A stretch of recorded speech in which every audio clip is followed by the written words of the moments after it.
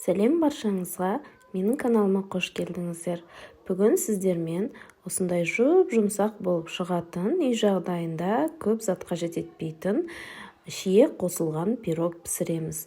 Менімен бірге видеоның соңына дейін қарап, лайк басып, менің каналыма тіркеліп, қоңырауша белгісін басып кетуді ұмытпаңыздар.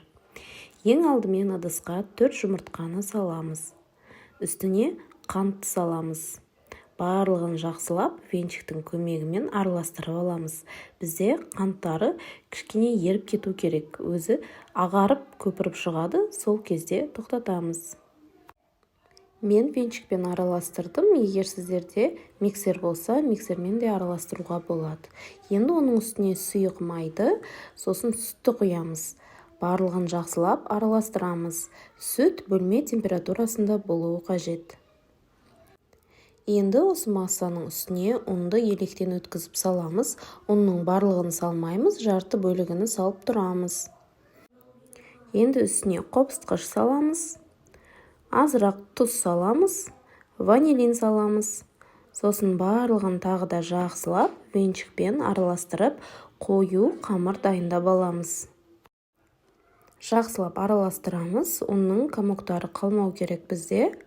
Барлығы біркелкі болып араласып кеткенше араластыратын боламыз.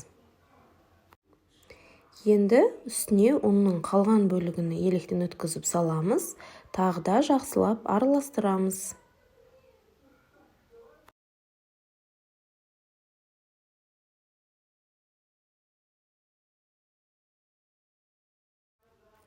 Бізде қамыр дайын, осындай қоюлықтағы қою қамыр дайын болады бізде. Енді пергамент салынған листке қамырды құямыз. Барлық жерін тегістейміз. Үстіне шиені әдемлеп салып шығамыз.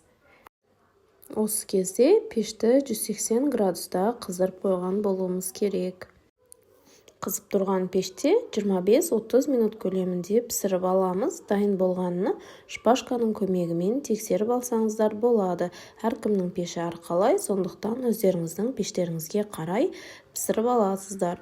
Үсті осылай қызарып, көтеріліп, өте жұмсақ болып шығады. Көп зат қажет етпейді. Үй жағдайында шайға пісіріп қойсаңыздар, отбасыларыңызға ұнайды деп ойлаймын. Міне кесіп іштерін көрсеттім. Осындай өте жұмсақ болып шығады. Видео ұнаған болса, лайк басып, каналға тіркеліп кетуді ұмытпаңыздар. Видеоның соңына дейін қарағандарыңызға рахмет. Келесі видеоларда көріскенше аман сау болыңыздар.